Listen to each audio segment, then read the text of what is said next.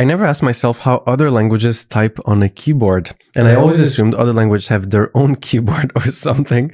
But let me give you an example. English has 26 letters, but English has up to 100,000 characters, for example.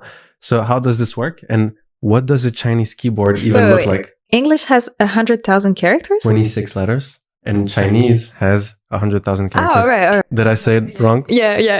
I think you said English has 100,000 characters. Whatever.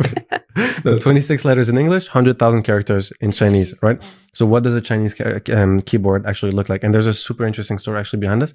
So you remember when we were in South Korea and Japan, we saw people typing on their phones and the keyboard was pretty much the same as ours actually, either with the QWERTY keyboard, or in Korea, it was pretty much the same layout, but like with a few Hangul characters, and you could kind of like just type multiple times, and then the characters change, and they just kind of worked, right? Even last week when we were with the Japanese friends, they just showed us, and you just kind of click multiple times until you get the right word. Character, yeah. Yeah, or for example, you can start combining characters, and the computer kind of guesses the word you wanted to say. And in Japanese, they were actually using English letters, writing the letters, and then it just showed up in Japanese with the right kanji or character, etc., and it worked, right? But it's a little bit crazier than that. And so especially, why do we do this? So I saw an Instagram reel on Instagram by Built by Tiff. I'm going to shout out Built by Tiff. So you can go check out her video. She made some interesting points. So I just wanted to do a little bit more research, and I went into it. So I'm going to use Chinese as an example, but this applies to many other languages. So in mainland China, for example, people use what's called a pinyin input method, where it's just a way where you write Chinese sounds with English alphabet, pretty much similar to what the friends showed us in Japan, right? And so if you want to type the word ni hao, for example, you literally type ni hao in full English letters, N-I-H-A, and the computer just kind of pops up the word with the Chinese character. You just click and select and okay, let's go. And then you keep doing this every single time, right? And so this made me think of kind of the theory I saw, and one guy explaining on Reddit, which I think we discussed, which is he was basically saying that some languages are at a disadvantage if your language does not have words for sophisticated modern words. So for example, let's say you want to study biology, but you speak a random dialect, and that traditional language, for example, does not have most of the words we use for biology. You have to learn everything about biology and new words, the new words in the new language, and pronunciation and everything for every single thing, right? So that makes it very, very hard.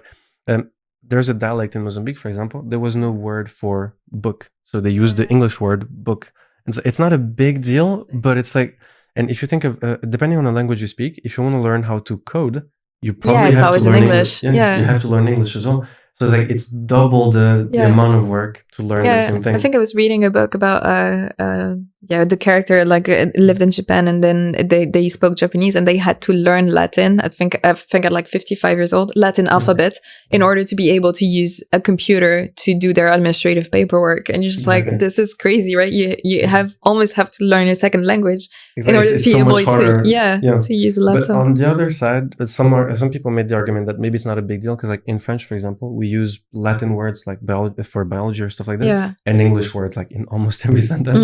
And at some point you don't think about it, it just becomes part of the language, right?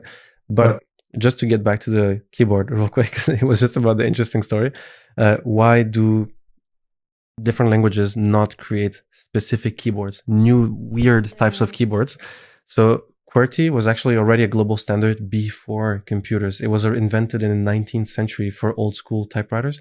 And by the 19th century, big manufacturers had already standardized this, and they were selling hundreds of thousands of machines, right? My grandma had one of those old school things.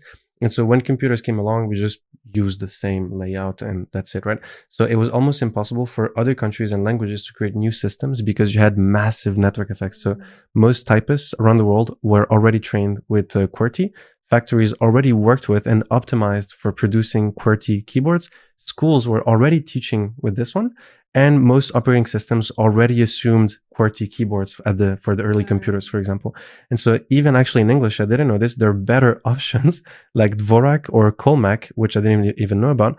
But even if they're better, it's just too hard to change. Yeah, it's already adapted by everyone. Everyone's right? already doing this, and we're not changing, right?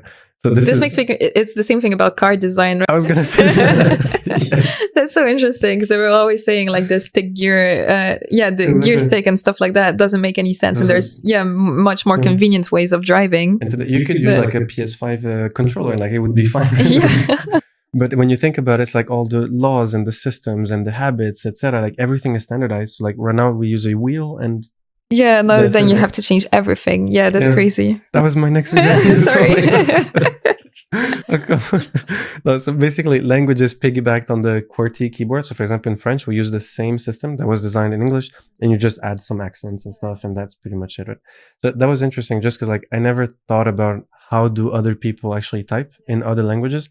Turns out we all pretty much type the same way, and languages in different languages you kind of adapt to the same keyboard instead of having like crazy different keyboards, which is nice, but also a little bit disappointing because you could imagine like crazy other versions, right? Yeah. I would be super curious to see the designs of the other ones. I'm going to check them out. Like in Arabic, for example, I'm wondering like how you type in Arabic. I don't know. You could have like Hebrew, for example. It seems like it's QWERTY as well, but like a little bit different.